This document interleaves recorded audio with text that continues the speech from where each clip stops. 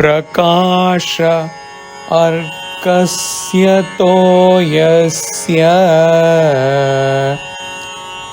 śaityamagneryathoṣṇatā Svabhāvaḥ saccidānandanityanirmalatātmanaḥ Atma. As the sun's nature is luminosity and the nature of water is coolness and that of fire is heat, so too the nature of existence, knowledge and bliss, of eternity and purity are of the self or Atman.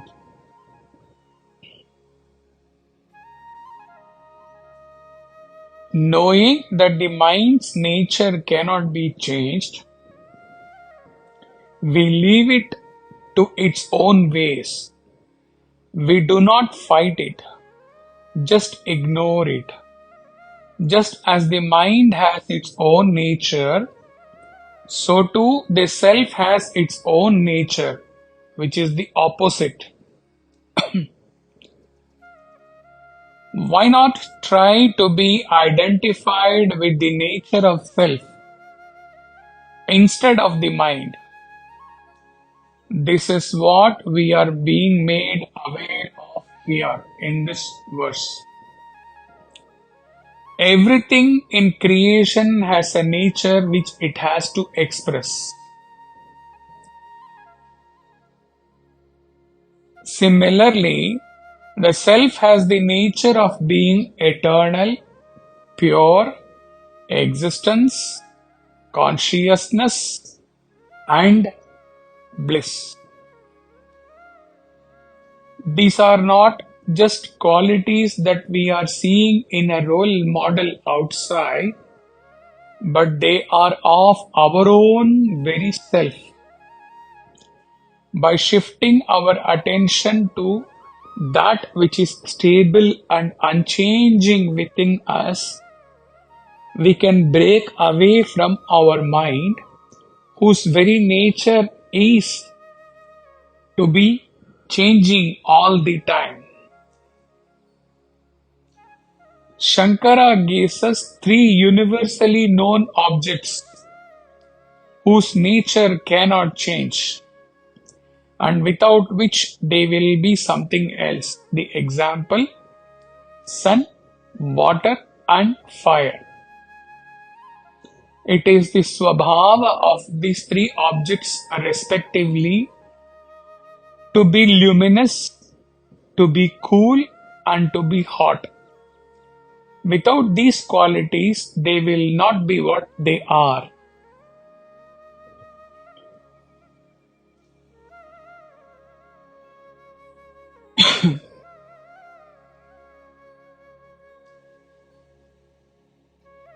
If we get closer to the self, then through the process of Shravanam and Mananam, we become aware that self can be defined directly in terms of its essential nature, Sat, Chit, Ananda. Sat. In the 6th chapter of the Chandogya Upanishad, we find a dialogue between a sage and his son Shvetaketu. The inquiry here is, what is that knowledge by which everything becomes known?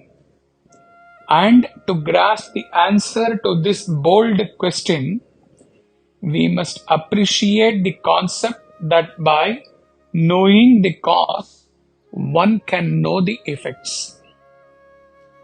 Thus, if you know clay, you know all pots made of clay. By knowing iron, one understands all implements made of iron. By knowing gold, all gold ornaments are understood as nothing but gold, and so on. In the same way, if we inquire deeply enough, the Upanishad claims we shall see that all existent things are nothing but existence itself, or pure existence. Sat is the term used for pure existence. If we take the example of a pot, the pot is nothing but its cause, clay. Clay is nothing but its cause, Prithvi, or the earth element. Prithvi is nothing but its cause, Apaha, or the water element. And in this way, we trace everything back to the primal cause, pure existence, or Sat. It is the Sat appearing as this world through the mysterious agency of Maya. And thou, O Shvetaketu, says the sage, art that. By that, of course, he means Sat, pure existence.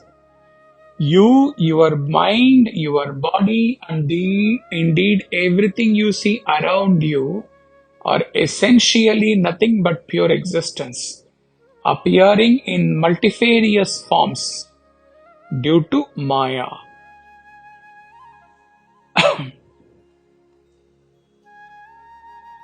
In most clear and relatable terms, if this pure existence has to be explained,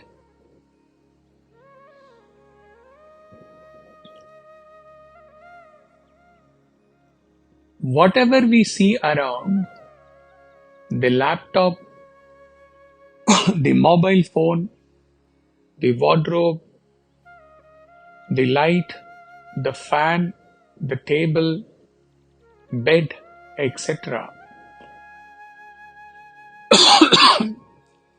They are all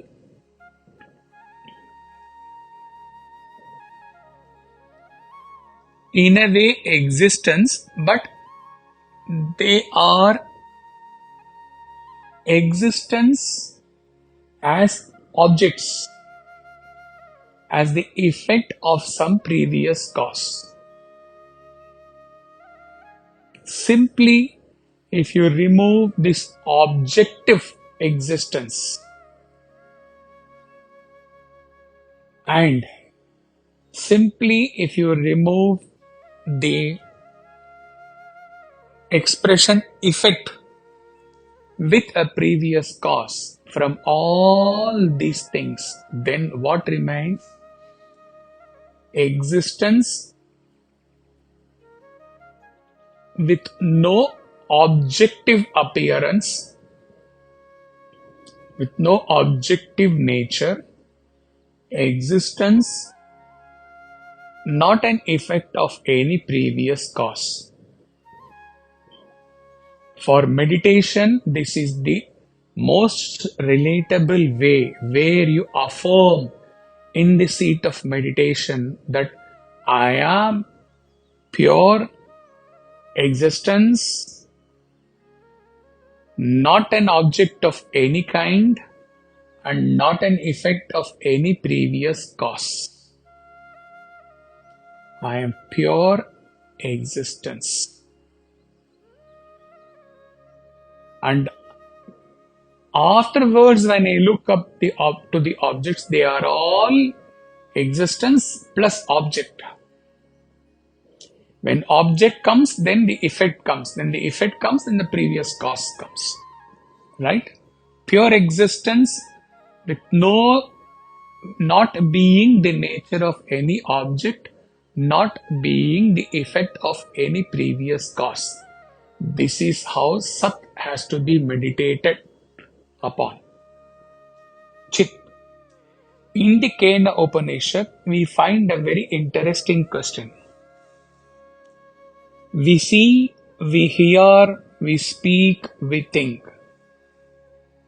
But what power impels our mind to think, our tongue to speak, our eyes to see, and ears to hear? This is the question the disciple puts to the Acharya. The expression starts with Keneshitam. In other words, what are we in the deepest, most profound depths of our being?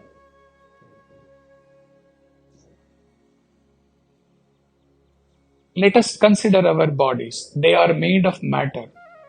Yet, we have a first-person experience in our bodies. This is something like experiencing the redness of a rose, or experiencing myself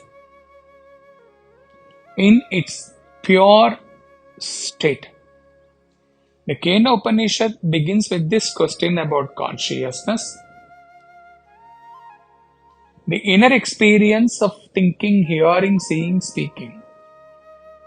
What is it that shining within us which enables all these conscious experiences and functions? Who is that being, or what is that mechanism which makes this possible? The Guru's answer is extraordinary and profound, and rather enigmatic when he says it is the ear of the ear, mind of the eye of the eye, prana of the prana, etc. Chit pervades and illumines the mind and the body, enabling all functions, thinking, seeing, hearing, feeling, speaking, and so on. Again, in the meditative state, in the advanced stage in the meditation, or in the state of samadhi of a jnani, chit, far beyond and transcending all the above explanations, is just pure awareness with no object to be aware of. Pure I am, the meditator says, I am pure awareness. I am pure objectless awareness. Sat and Chit, Atman, individual consciousness, and Satyam, Jnanam, Brahman, universal consciousness, are the same. Pure existence, pure awareness. Ananda.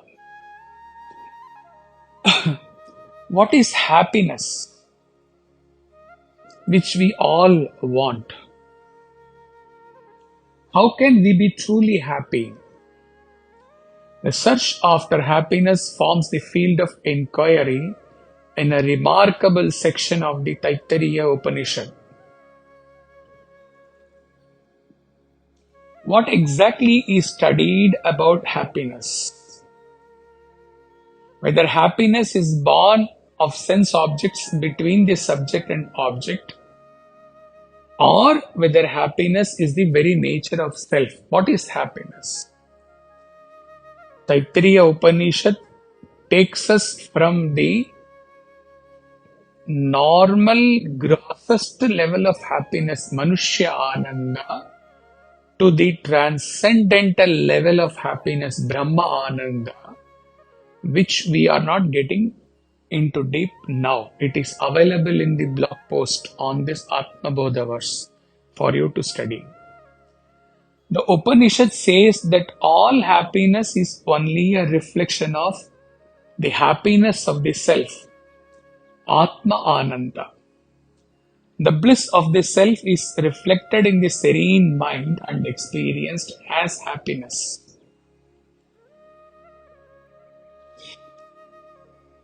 What a great discovery, finding the joy within. How can we make the mind calm? by renunciation of desire, says the Upanishad. One who has the deepest conviction of the Vedantic truth that one's own nature is of the very nature of bliss and does not hanker after sense pleasures will get 100 times of the maximum human happiness in this very life right now.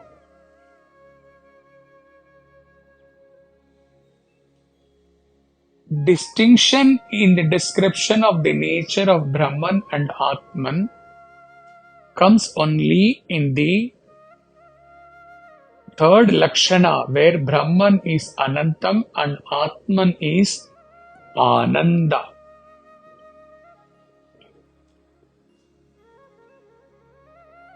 He has been giving one-to-one pour on this Ananda to few sadhakas in the past couple of weeks or more. And in that, he has explained where when a Jivan Mukta, essentially the Satyam Jnanam or Satchit, moves around on the earth in a human form, then the only way his state can be known or understood or perceived by those who are nearer to him, those who believe in him, his disciples, is what is that nature? Ananda or bliss. When Brahman manifests in human form, the manifestation of that Brahman in human form is Ananda.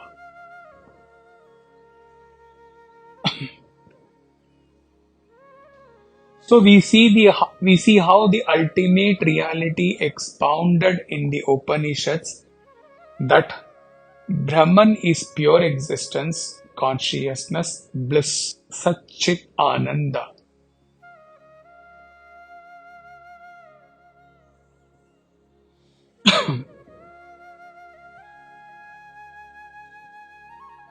It is not that Brahman exists, but that it is the existence itself. Existence, consciousness and Anantam are not qualities or properties of Brahman, but they are verily Brahman.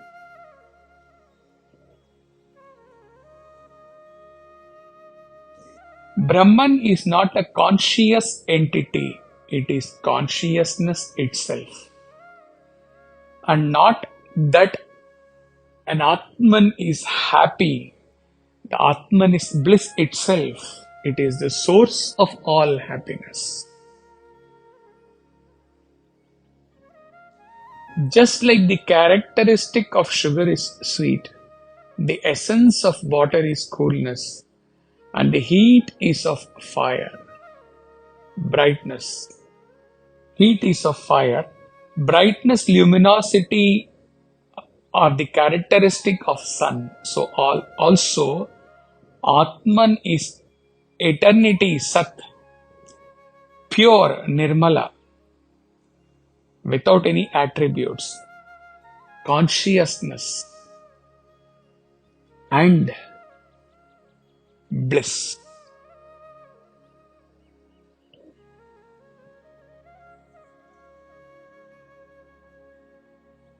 Now it would be more purposeful and meaningful to again refresh ourselves with what this verse says after understanding briefly about each expression in the verse. As the sun's nature is luminosity, the nature of water is coolness, the nature of fire is heat. Similarly, the nature of self or Atman, or even to be precise, the Atman is verily, not the nature, the Atman is verily existence, knowledge, bliss, eternity, purity.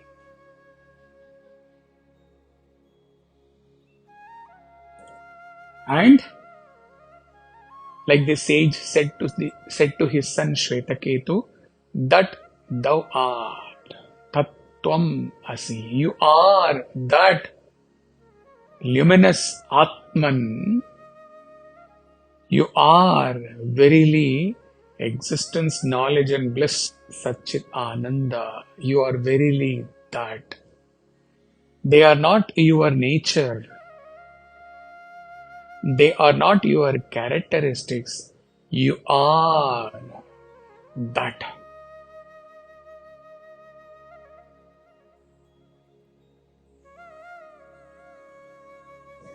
The descriptions of Sat, Chit and Ananda, they are not to be repeated like a parrot and left here itself in the contemplation. All the expositions of Saccidānanda in this verse, they are the starting point. In the meditation, you have to take the essence of Sat expressed in today's talk and then get into the intense meditation and try to reach there where you verily exist as Sat. That is the purpose of all the commentaries. Similarly, start with the exposition on Chit and reach in that state in meditation where you verily exist as Chit. Similarly, take all that have been expressed for the exposition on Ananda and take up. That is the starting point. That is not the ending point. If you have understood whatever has been described today, that understanding is the starting point, not the ending point. It is not the result in itself. You have to start with this clarity on Sat, Chit, Ananda, Nirmala and get into that intense meditation where for few you get glimpses of your state, Sat, Chit, Ananda, yourself. That is the purpose. Understanding is halfway. Existing as that is the completion. Hari Om Tat Sat.